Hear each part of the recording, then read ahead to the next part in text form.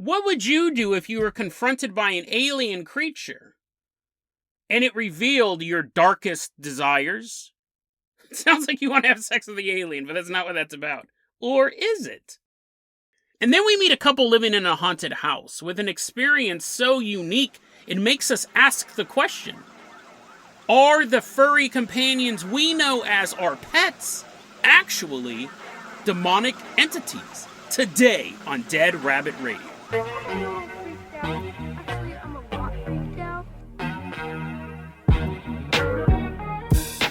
Hey everyone, welcome back to another episode of Dead Rabbit Radio. I'm your host, Jason Carpenter. I'm having a great day. I hope you guys are having a great day too as you have a pet on your lap right now. You're like, I don't know if I should pet this guy or throw him outside. Well, decide at the end of the episode. You guys can figure out if your pets are really your pets.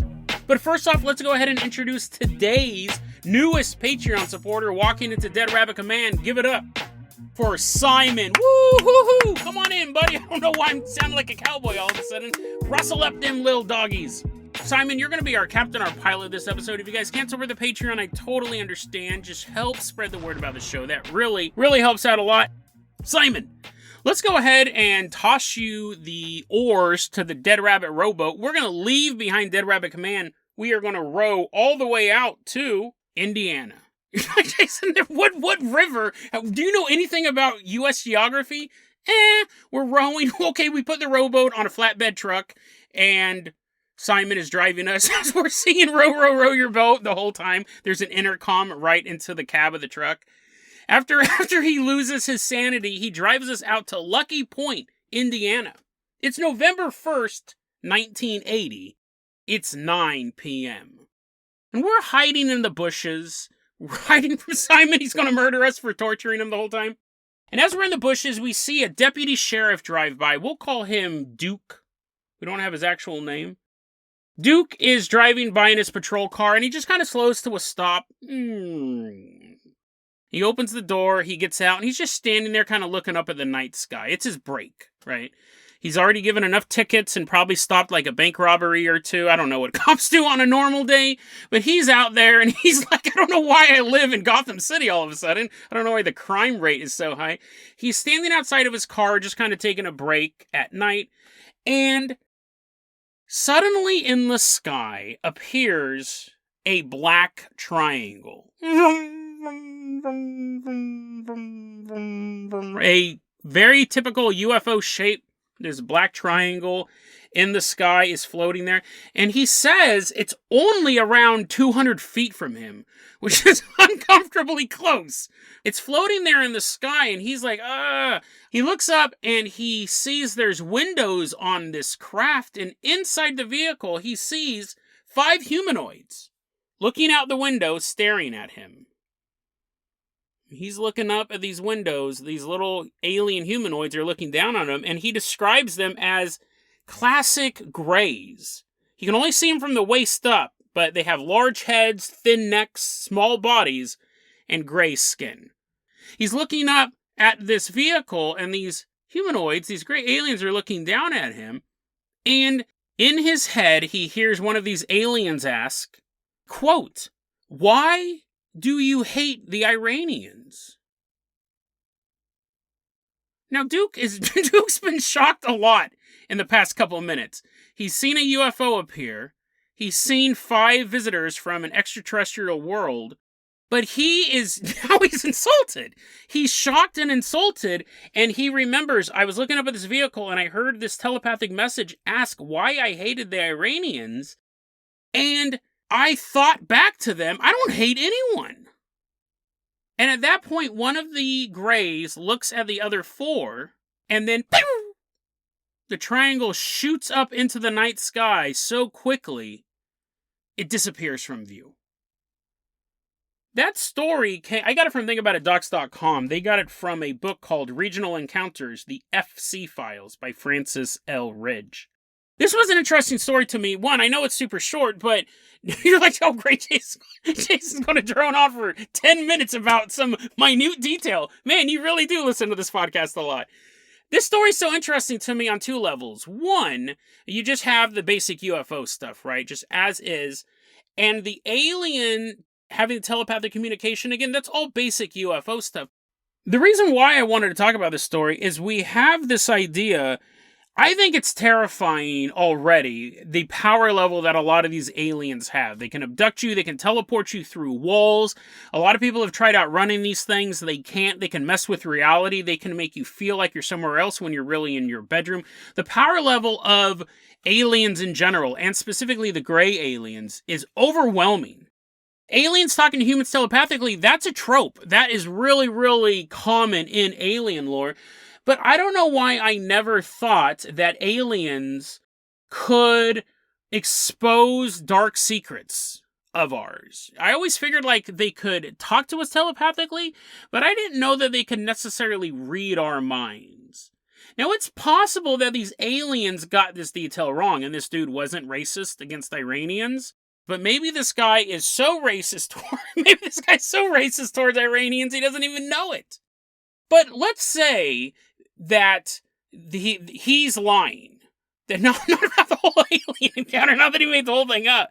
But imagine this, you had an alien encounter and you wanted to tell the story to a UFO investigator, but the UFO investigator's some guy from Iran.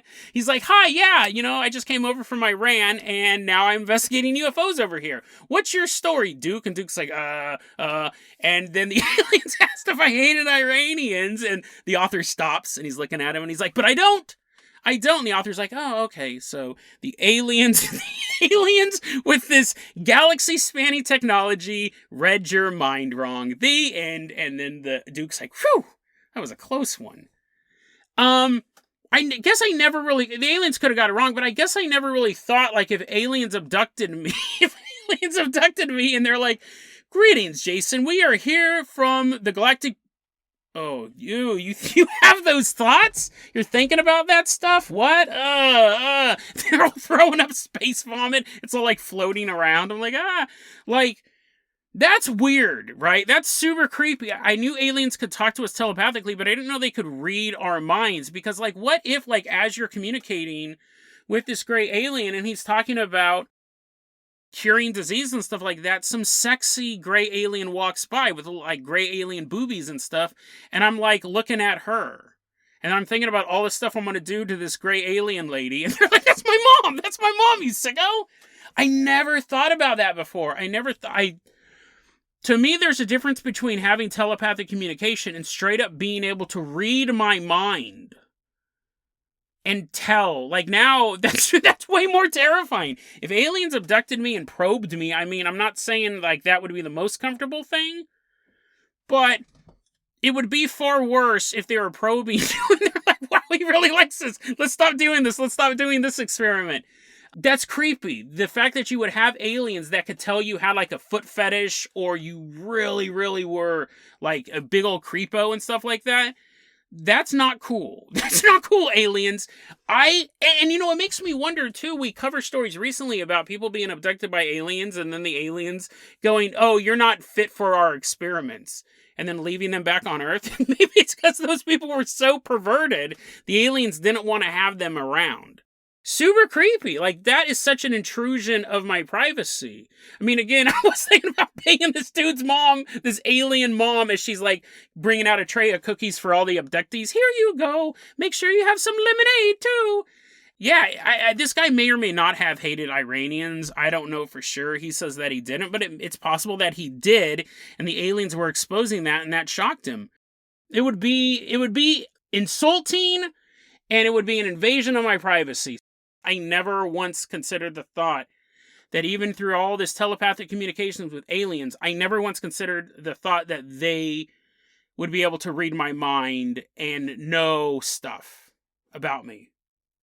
And maybe that's the reason why aliens don't visit us. Because they can read our minds and they're like, this is the grossest, most perverted species in the galaxy. Luckily, my only real hang-up is wanting to bang that alien mom. I don't have a lot of deep, dark secrets, but, I mean, you don't want any of them in the galactic newspaper, right? You don't want to hear about that. Maybe how we have stories about cattle mutilations on alien planets, they have stories, there's like, gray aliens come to Earth, find out a man likes having bananas stuck up his butthole. I don't know.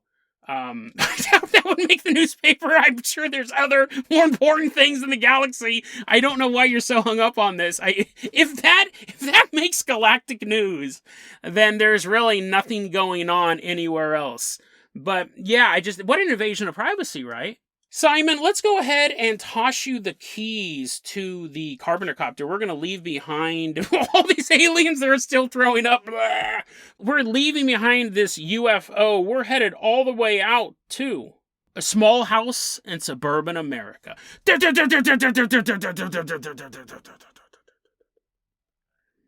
As we're headed out there, I wanted to do a really quick Dead Rabbit Recommends. I know the critics hated this movie, but on my break, I watched the brand new Netflix version of Texas Chainsaw Massacre. And here's a fact that not a lot of people know about me, because it's not something that you would ever discuss in public. I'm a huge Texas Chainsaw Massacre fan. I love Leatherface. I actually used to have a Texas Chainsaw Massacre poster in my house for the reboot, for the sequel of the reboot. That's how deep I am into Leatherface lore. It was like the 7th film was a sequel to a reboot, Texas Chainsaw Massacre, A New Beginning. I love that movie. That was one of my favorite Texas Chainsaw Massacre movies. It was actually probably in my top 50 favorite horror movies. I recently watched the new Netflix Texas Chainsaw Massacre. It is so good. It is so good. The characters are really complex. It was funny. A lot of people were talking trash about the characters in it. All the characters are really well-rounded with like multiple like motivations. Really fascinating. And it's so disgusting. Like, it is the worst chainsaw kills. Because I have a chainsaw-o-meter. I've seen all of the Texas Chainsaw Massacre movies except for Texas Chainsaw. That was the one where they left off the word massacre, and it was more of like a coming-of-age story, and it was like this woman's bond with Leatherface. I haven't watched it. I don't know. It sounds terrible. But this one, Leatherface is at it again. He gets his mom's face, he puts it on, and he runs around a town chopping people up with his chainsaw. And he's like throwing his chainsaw. He throws it at a moving car, and he slides it across the ground so like people are jumping out of the way. You're like, Jason, you're making this movie sound worse than I even thought it was. No, dude, it's super dope. And the fight scenes are cool. And the characters, like there was like the quote unquote like racist mechanic, the racist Texas mechanic, and he wasn't racist. He was just a mechanic in Texas, but all the characters thought he was racist. It was really interesting. All these characters have multi-layered backgrounds, except for Leatherface. He's just a maniac who wears people's faces. But anyways, I loved it, and there is this scene that I wasn't going to watch the movie. There's this scene that became a meme that I heard about over and over again where Leatherface, because it's like in modern times, right? So it's all these Instagram influencers go to Texas. Okay, the plot's a little, the setup's a little weird, but all these Instagram influencers go to this little town in Texas, and they have a party bus, and there is a scene where Leatherface has his chainsaw, and this guy, like everyone pulls their phones out to record this guy with his chainsaw, and someone goes, "Take one more step and you're totally canceled, dude." And I remember I heard that meme, and how dumb is that? Like, they're trying to use like the new jargon of the kids. That scene, it's nightmare inducing. It's like only 3 minutes long. You can watch it on YouTube. It's so disgusting. He's on a party bus, and some guy goes, "You're totally canceled, bro." And then the next 3 minutes is just guts going everywhere. It's so gross. He puts the chainsaw through a guy's butt crack. It comes out through the dude's crotch, and then begins using him to saw a woman in half. It's horrifying. It's so gross. So Texas Chainsaw Massacre on Netflix, honestly, 10 out of 10 stars. It's probably the second best Texas Chainsaw Massacre movie next to the original. Dead Rabbit, you're vomiting with the aliens. Now you're like, Jason, why are you... The aliens are going to read your mind and find out you like Texas Chainsaw Massacre movies. That's probably the most embarrassing thing you could have stated. Dead Rabbit recommends Texas Chainsaw Massacre, the Netflix edition. I really, really enjoyed it. If you are a Leatherface aficionado, which is none of you, you'll love it. If you love horror movies, you'll love it. If it's really stylistically directed, you'll love it. But for the other 99% of you, give it a watch or watch the clip on YouTube or just forget that I ever recommended the movie. But truly, Dead Rabbit recommends Texas Chainsaw Massacre. So Simon, go ahead and land this carpenter copter in the suburban neighborhood. We're walking around. It's the middle of the day. The reason why we're in this neighborhood is we are going to visit the house of someone. Online, they go by the name Lemsicles, but we're going to call them Betty. No, I don't like that name. We're going to call them Patricia. This is a story that had been going on for a while, but it really culminated the last week of March 2022, so very, very recent story. We're in North Texas, actually. I didn't know that there was a location for this story, looking at my notes again. We're in North Texas. And Patricia is dating this man named Charles. And Charles lives in this 2-story house that she stays over often at. And she said, I was over in the house, and when we would be sitting there together, or when we'd be watching television or whatever, every so often you would hear the sounds of boots stomping down the stairs. And I don't believe in ghosts, though. I don't believe in ghosts, and I'd hear that, and there has to be a reason for that. The house is settling, or I keep putting my boots at the top of the stairs, but they're precariously balanced and they fall down. But it can't be ghosts. I don't believe in ghosts. And she said, yeah, my boyfriend always kind of laughed it off as well. You know, it happens all the time, but I don't know what it is, and I'm not worried about it or anything like that. And as they continue to date and the relationship becomes more serious, eventually she moves in with him. And when she moves in, she brings her pets. There's quite a few pets in this story, but specifically, we're going to be focusing on a cat and then a dog named Oatmeal. Also goes by the name of Oatie. They're living together. Everything's going well. They have a different kind of work schedule. So she goes to bed before he does. She leaves for work before he wakes up. So they have different chores to make sure the house is running efficiently. One of the things is that it's his job to get the dogs in for the night. They don't have a doggy door in the backyard, so it's his job to make sure that before they go to bed, the dogs are back in the house, so everybody is safe from Leatherface. She didn't say that, but you never know. She said one night she's downstairs, she's watching a movie. This is when you know they've been dating for a while. She's downstairs watching a movie by herself. He's upstairs playing video games. And she's sitting there and she hears a shh, shh, shh. It's not a maraca band. It's Oatie. It's a little Oatmeal, a little Shih Tzu, scratching on the door. Shh. And she gets up. She's like, oh, damn it. Charles is supposed to let the pets in. She gets up and she opens the back door, and Oatie comes inside, and she looks down and she starts petting Oatie, and Oatie kind of growls at her and then runs away. And she goes, Odie's kind of a jerk. That doesn't surprise me that he didn't want some love. And plus, also, we locked him outside. He's probably a little perturbed by that. And then eventually her boyfriend comes down from playing video games, and he's watching the movie with her, and she goes, oh, you left Oatie outside. When you called in the dogs, Oatie didn't come in. And Charles looks at Patricia and says, I don't know what you're talking about. Like, Oatie definitely did come in with me. In fact, when I was upstairs playing video games, he was with me the whole time. He was sitting on my lap. It was actually kind of annoying. So I'm trying to play a video game, and there's this dog on my lap. And they kind of get in a little bit of a tiff about this because she knows for sure that she just let Oatie into the house. And he's like, no, I'm telling you, I did not imagine this dog on my lap. I remember thinking, just leave so I can play this game. A month or so later, there's another incident involving Oatmeal. She says that she woke up and Oatie was in their bedroom. And she's like, great. Oatie likes to get up. He likes to get super hyper. And Odie's going to wake up Charles. And Charles, we have a different sleeping schedule. So I got Oatie out of the room and locked the door so Oatie couldn't get back in to bug Charles. And when Charles did wake up and everything, the day started and they were talking to each other, she goes, why was Oatie in the bedroom when I woke up? Like, I know that he was going to wake you up if he was still in there. And he goes, no, that's not what happened. Like, earlier in the night, Oatie was annoying me like he always does, and I kicked him out of the room before you even came in to go to bed. And she said at this point it was like a half-joking, half-serious fight, an argument between Charles and Patricia. She's going, listen, no, when I woke up, Oatie was in the room. And he goes, no, I let Oatie out way before that. Both of them are very, very clear. That door was shut. Oatie could have not gotten in by themselves. Yet both of them had to kick Oatie out.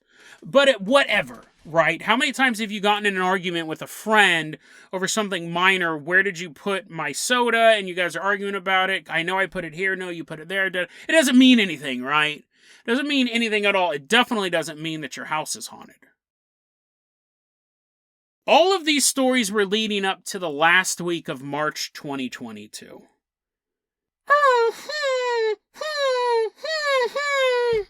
Patricia and Charles hear a horrible whining coming from their backyard, and when they go out to check, see what it is, their husky, I forgot that was another dog they have that's in the story, their husky, this big dog, has a horrible wound.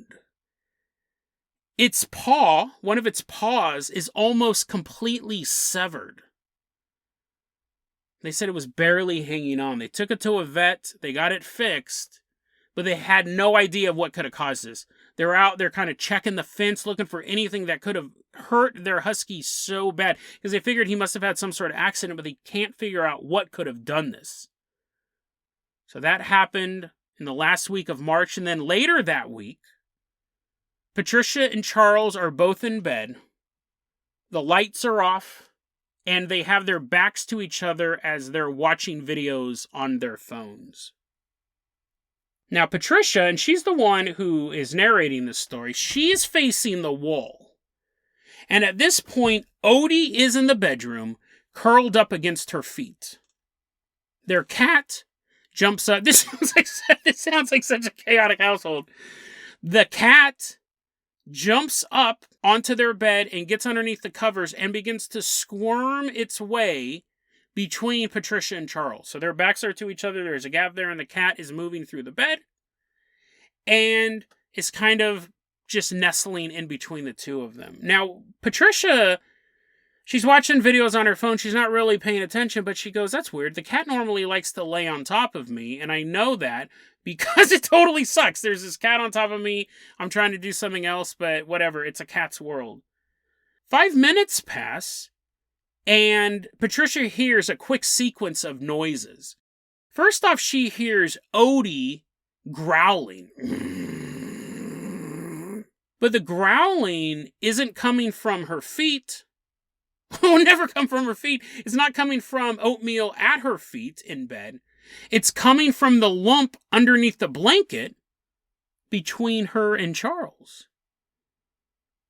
Then she hears her boyfriend yell at Oatmeal, begin yelling at their little Shih Tzu, and shooing him off of the bed.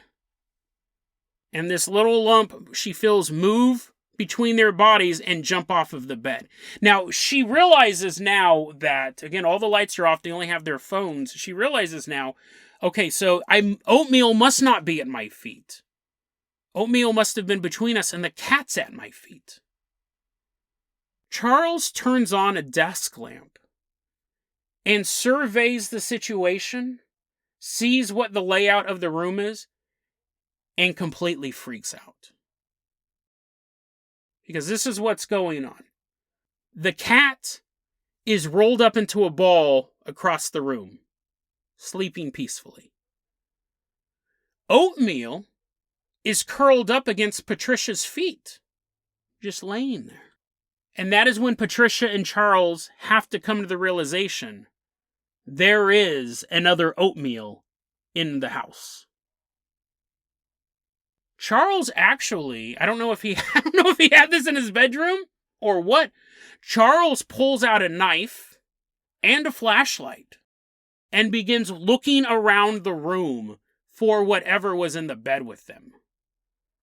And Patricia is asking him what in the world is going on. And Charles says, this is what happened.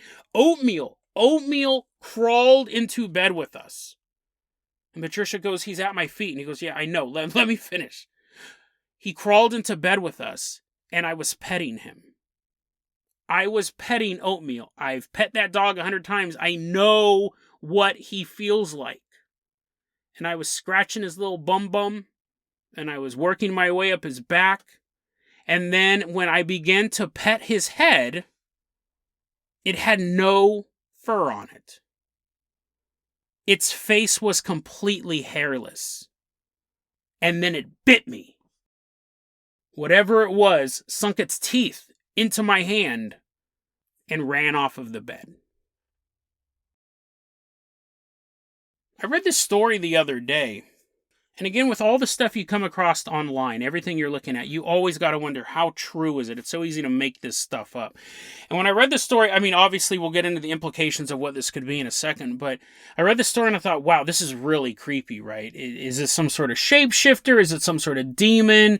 How is reality being distorted in these people's houses? And then Patricia posted an update. And I was like, uh-oh.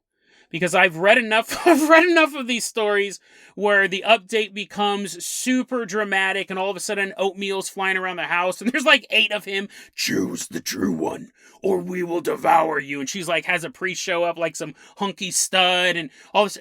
So when I saw that she posted an update, I was like, great. This is where I'm going to know whether or not this story is true or false. And what was super interesting is the update mentioned nothing about more dog stuff. It was more about sounds and how they were talking to his mother and saying, yeah, she always felt off in the house, and they found this like mail drop box that just kind of led. I was like, no, great. Now is there going to be like a skeleton? I'm always worried about finding out that these really interesting stories are fake. But the update really added nothing to the mythology. It was just more about, yeah, the house is kind of creepy and we hear more boot noises sometimes. And I was like, this story might actually be true. Because normally people double down on the exciting stuff. No one was like, no, but tell me more about the boots, as a dog doppelganger is running through the house. So that, I was like, oh, okay, now we're cooking with grease. Or is it cooking with fire? Now Leatherface has revved up his chainsaw, because I go, if the update is boring, that really lends more credence to the original story. So let's look at, so thank you, Patricia, for sharing this. That's not your real name. Thank you, Lemsicles, for sharing this. The implications of this story, they're terrifying. Because what we're talking about is a demonic infiltrator disguised as something that we allow to be close to us all the time. A pet. Little animal people that are hanging out with us, we allow them to sleep with us. We allow them to eat with us. You're like, Jason, people do that with other people. Hold on, let me finish. We allow them to go to the bathroom with us. Like when you're going on the toilet and your cat comes in. I used to have a cat all the time that every time I would go to the bathroom, the cat would be banging on the door until I opened it, and then he would come. It was super disturbing. This cat would always be with me while I was pooping. It didn't, for whatever reason, it wanted... Now I'm imagining that it was possessed by some sort of demon, or is the reincarnation of some sicko with a poop fetish or something. Yeah, it was his cat was named Tyler Durden. Guess when I had that cat, I had a cat named Tyler Durden, and he would scratch on the bathroom door until I let him in, and he would sit there while I was pooping. And it was super aggravating. But it was my cat. Now, if it was a friend of mine, it was my buddy Josh, and he's like, hey, man, I'm lonely. Can I at least be in there for a couple minutes? And then he comes in, and he's like sitting on the bathtub rim while I'm pooping. I would have never allowed that. Ever allowed that. But with my cat, he's going to annoy me at the door, so I might as well just let him in so I can poop in peace. But then I'm not even really pooping in peace, because there's this giant cat just sitting there. It wasn't even like he was watching me poop. He was just sitting there. He's all reading a magazine. He's reading Cat Fancy. But I wouldn't allow a human to do that with me. And you allow animals to do things that you wouldn't allow humans to do. So if a demon disguises itself as an animal, I almost think that you're more vulnerable around it. Now, on the one hand... You go, well, Jason, skinwalkers and stuff can become wildlife, and you have the story of the knot deer, and there's definitely stories of, like, demons taking the form of, like, goats and stuff like that. Yeah, but they're not in my bathroom. They're not in my bed. If I was walking and I saw, like, a deer, in my apartment, I would be terrified. Those things are massive and they're all pointy. But if it was a little cat, I'd be like, come on, buddy. And then I'd like roll around with it on the ground. Someone else's cat. I'm in someone else's apartment. They're like, get out of here, you lunatic. Yeah, it's like you cuddle with these pets, and that pet could be a demon. And this is creepy too. Humans, maybe if your loved one starts, playing with Ouija boards and stuff like that, you'll assume at some point they're going to get possessed, and you'll be on the lookout for that. But you don't know what you're... I'm so desperate to come up with an ending for this episode. What I'm about to say is just absolutely absurd. You don't know what your pets are doing when they leave the house. When you open that door, or that cat goes out the cat door, or your dog's running around in the big backyard you have, you don't know what that animal's up to. It might be becoming demonic. Especially cats, right? Dogs, they'll go in the backyard and they can't really go anywhere. So if they were building some sort of summoning circle, then you would know. But like cats, an outdoor cat, he'll roam the neighborhood. You don't know where he's going. And every time he walks out that little cat door out front, by the end of the night when he comes to have some kibbles, for all you know, it's not your cat. It's not your cat. It's like a doppelganger of your cat coming back. You don't know. So, yeah, like, I'm not saying every time your cat comes back, you're throwing holy water on it. The chances of you having a possessed cat come back are probably pretty small. Actually, probably infinitesimal. Actually, probably never happens, but you don't know. And it would be if your cat came back. Let me ask you this, man. Let me ask you this. When your pet comes back, a bunch of people who don't have pets already shut off the podcast. They're all like, I'll see you tomorrow. When your pet comes back into your house, you let your dog or your cat out for a while. When they come back, do you check it to make sure that it's still your dog? Like, it looks like your dog, right? And it might have the same tag on it. You're like, Jason, how else am I supposed to tell if that's my dog? If it looks like my dog and he's wearing the same accessories as my dog did. But spiritually, is that your dog? We don't know. We don't know whether or not that when your animals come back that they're actually your animals. And to me, that's spooky. To me, that's the idea that you don't know what you're accepting into your house. And in this case, this is a copy of the dog, right? It's a copy of Oatmeal. So even if your dog comes back in and you're like petting him, and then later you go and you open the door, you're like, oh, that. And actually, now that I think about it, that happens a lot. I've had a lot of people say, what? I thought you were in the house. What are you doing outside? And the little dog's like, and then you let the dog in the house. That happens all the time. What if dog or cat doppelgangers are more it's a doppelganger of a goldfish? You're like, no, wait a second. I know for a fact I only have one goldfish, but there are clearly two goldfish in this fish tank, and then it jumps out and it eats you. This would be the perfect way to infiltrate a house, is what I'm saying. If you're a demonic invader, it seems like it would be more trouble to try to imitate a human, because we know humans. We could tell when something was off with a person, but with an animal, you could probably tell things were slightly off. You're like, that's weird. He doesn't seem so interested in his food today. But you would also think, maybe he's just sick, or maybe I'll just take him to the vet. You wouldn't go, oh, it must be a demonic invader. You'd actually allow it more access into your house, and especially the places where you are the least guarded. I think a demonic pet could get closer to you, and you would suspect it less. It would have to do more things for it to catch up to you. It would have to do more things for you to actually think this is some sort of demonic entity, and by then it may be too late. Their husky got its foot almost cut off, right? It was severed. It was barely hanging on. We can only assume that the Shih Tzu did that Oatmeal 2 did that. So how common is this? How common is this? Is there anything we can do to protect ourselves from this phenomenon?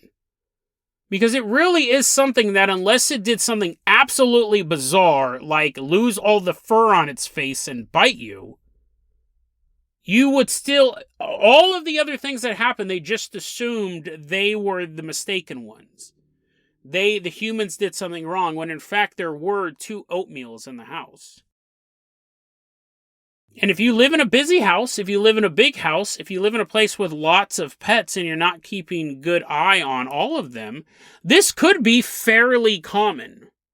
This could be something that happens more than we think.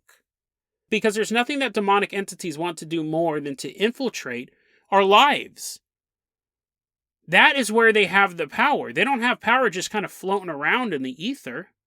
They want to get into your lives and corrupt your lives and destroy your lives and destroy the relationships you have with other people. If Patricia and Charles were a less loving couple, these slight disagreements could turn into full-blown arguments. People break up over the dumbest things and they get in a huge fight over the dumbest things. And really, these are things like, your job is to let the dogs in at night and you're not doing your job. And this could have become a huge fight. This could have broken up this couple, all because this demonic entity entered the house.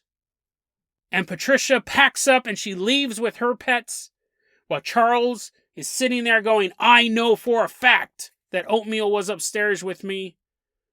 I don't know why she's blowing this out of proportion. She's just a dumb girl, blah, blah, blah, blah, blah. And as Patricia is driving away, going to stay at her mom's house for a couple days, going to try to reassess the situation. She knows she's never going back to Charles. The little Shih Tzu in the back of the car, it smiles. It has a little demonic smile in the darkness. It goes, because it's now finished phase 1 of its mission. The demonic interloper got into the household and sowed the seeds of chaos. And those seeds grew into a separation. Now Patricia is on her own, driving down the road late one night, and this demonic creature is in her back seat. Phase 1 is complete. Now it's time to continue to destroy the life of this young woman. This is what demons want. These are the ways that they stop us from doing what we need to do or being who we want to be. They destroy our lives and our relationships, and they don't do it so dramatically that the house sets on fire and everyone's running out and there's like this giant demon with wings destroying the neighborhood. No, it's simple fights. It's the simple things. It's the little things that grow over time. Sure, a demon can possess a human and destroy that person's life. Sure, a demon can take the form of a vice and ruin you through alcohol or gambling. But it's just as easy for a demon to attach itself to someone who has always given you unconditional love. Your little furry friend. Even when it seems the world is stacked against you, even when it seems that nobody loves you, we always find comfort and solace with our pets. And that is why it makes the perfect hiding spot for a demon.